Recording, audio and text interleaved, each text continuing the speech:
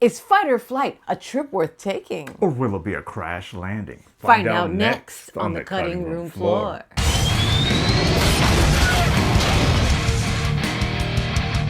What's up, misfits and metalheads, and welcome to another episode of the cutting room floor. It's the Happy New Year episode. We are from the band Cut Like This. I am Thorn Black. I'm Rose Blood. And today we are talking about fight or flight. How you do flight? There you go. There you go. There you go. Starring Josh Hartnett, currently streaming on Paramount Plus. Happy New Year, everyone. This is the first episode of the year. We're going to keep them coming every week for you. We got a lot of big announcements coming this year, so make sure you're signed up for our mailing list. Rose, why don't we dive into this one?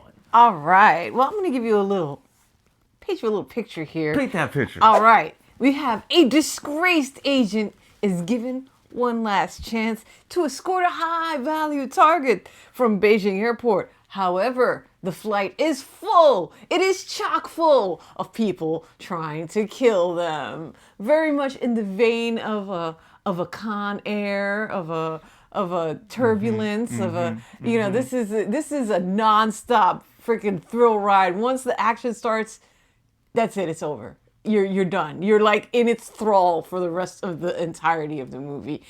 This stars Josh Hartnett, Mr. 30 Days of Night himself. Nice to see him out and about again. That's my favorite bit of horror cred that he has. That's one of my favorite that's a really good vampire films still to this day. Mwah, I remember seeing the early advanced screening of 30 Days of Night. We saw 30 Days of Night together. And I got the free promotional t-shirt that was like all red, but like 30 Days of Night on it. They're like tossing them out, Yeah, yeah. Back to this movie though. I was very jealous that you snagged that shirt. She was. I remember that. I was like, dude, oh. Anyway, it also stars, Josh Hartnett stars as, what's his character's name? His character's name is Lucas Reyes, and he was also in recently, if you want even a little more horror credit, he was in the film Trap. Really, really fun film also. I enjoyed that one. And his antagonist-ish handler person is Catherine Brunt, played by Katee Sackhoff, who has more than enough sci-fi and horror credits to her name, including Riddick, including Oculus, including she was also Bo-Katan on Mandalorian. Oh, also she was in this short-lived sci-fi show on Netflix. That's right, Another Life. Another Life. That was a really, really good series. Yeah. Not to mention, she also was in Battlestar freaking Galactica. Thank you very much. I didn't actually really watch much of that one in particular, but obviously I know of it. Yeah. She's a captain on that one. Yeah. She's a pretty big deal. So anyway, we got some really good acting in this film. We've got some really, really insane fights. This was directed by James Madigan. He is a VFX guy, actually. He was a VFX supervisor for huge films, for Iron Man 2, Transformers Rise of the Beast. Nice. He was also, if you want to get into the horror jams, he was also a VFX supervisor for Van Helsing, League of Extraordinary Gentlemen. Van Helsing. So he also directed that TV series. Remember that TV series, The Runaways? And it had all these like kids with powers and stuff like that. I do. And the guy that played Spike from Buffy was also one of the parents of those kids and stuff. And the reason why they're running away is because they found out their parents are really like doing some shady ass stuff. And of course, he's the ringleader of that. I do remember that. So yeah, remember that show? That he directed that as well. So, and it was written by Brooks McLaren and DJ Catrona, who's also an actor and has also been on a bunch of really cool things. Anyway, this is a really, really fun movie, y'all. This is like a really crazy, like unhinged, like never-ending fight scene. Right. They did some insane stuff. Why don't you tell them a little bit about how they actually managed to stage, like this is like the raid on a plane. It Okay, pretty like much this is crazy. This movie the amount of is like close quarter fighting in this is this absolutely movie nuts. Okay, it's doing totally nuts. this movie's doing their best to come for the title of close quarter fighting king. Like Yeah. there's so many close quarter fights. I mean, it's almost the entirety of it is close quarter fights because the thing is happening on an airplane. And as We've you all may, we've all been on a plane and we've all known how freaking narrow those lanes are and stuff like that. like they seriously are. And I don't even consider myself like giant. I'm not. I'm like 5'11" and a half, and I often have massive space issues in places, especially planes. So seeing them pull this off is crazy, especially knowing how little space there are on planes. They built like an entire set that is a plane basically, but all has removable pieces. It's almost like picture making this set out of Legos and being able to take every Lego out at any given time, including like the ceiling, pieces of the wall, pieces of the floor, so you can get the proper camera angle, so you can get a camera to come swinging in and get like this smooth, fluid motion of a shot that should not be able to happen in the situation that they are, but because of how they built the set, if they just need one panel removed, they can just take the one out and get the camera in there so you don't see the cables, the wires, the anything. And it's just really cool to see what they did and how they were able to bring this to life, knowing how close quarters it was, Yep. and then capitalizing on the chaos of the crampedness throughout the entirety of this movie. Yep. It was crazy. They actually also developed a fighting style that was specifically made for the level of space that they had in there. So all of the movements are very short and sharp. You're not gonna be seeing like high kicks and like stuff like that. Not gonna see the big swinging haymaker because it doesn't You make will sense. see some insane fighting, but it's yes, you really will. it's really Yes, you clever will. how they were just like, all right, well, these are going to be insanely close quarters, so everything's got to be short, sharp, and as much power as you can put behind it in that moment and in that space, which is super cool. Yeah, and it's great to see them take what you would think of in a movie. Like if I'm on a plane fighting, if I'm an assassin, I would use X, Y, or Z to try to kill somebody, and they do. Yep, yep. Any kind of plane, anything, they thought about it and they incorporated and then some into the chaos that unfolds on this plane, because it's absolute chaos. I mean, it starts out like kind of small and it turns into absolute chaos, like full blown all over the place. It's fantastic. I'm very happy to see Josh Hartnett again.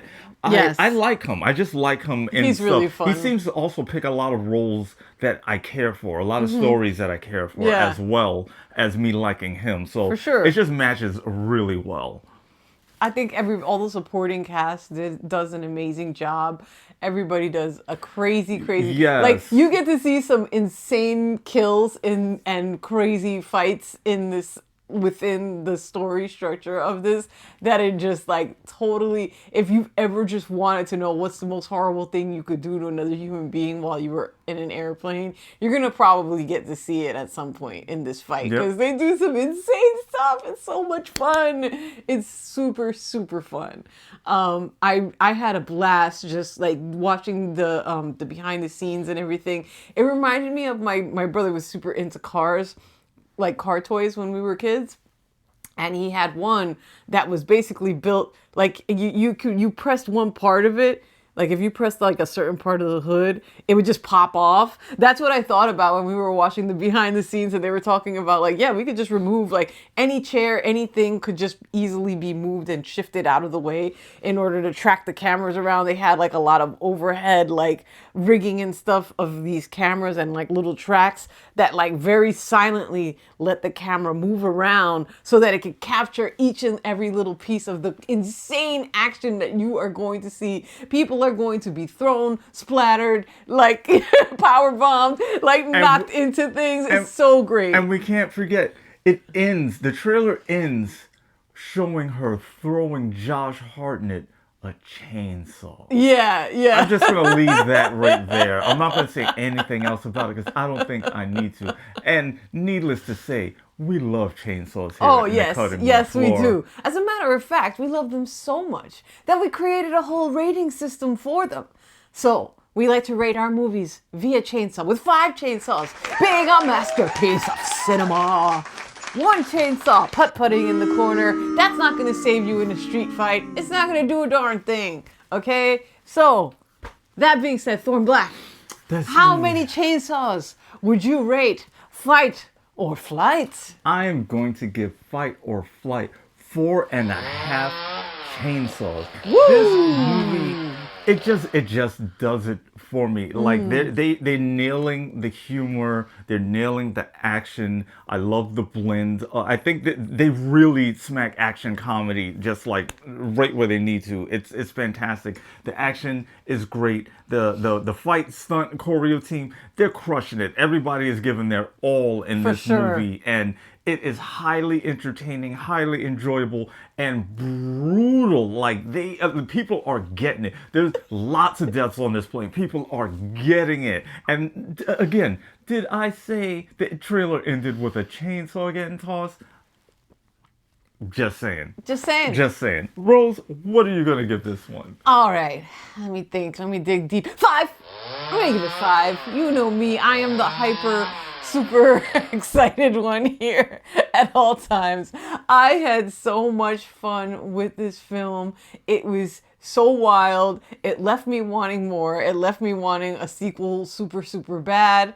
I don't think that's necessarily gonna happen, but I still loved it so much. It unfolds like just a super trippy, insane, like manga almost. You know what I mean? Like there's the level of mayhem that ensues once it starts to go down, and all of the really weird, colorful, fun characters and everything. Because of course, each of these baddies on this plane, are, you know, have their own unique style, and it definitely had almost an anime kind of vibe, just with the level of just total like madness and the stylistic, you know, choices that were made with each of the personalities and stuff, because you don't see them that long, so they have to, like, you know, be interesting to like stay in your mind, and they're all very interesting. It's super fun, super splatterific mayhem.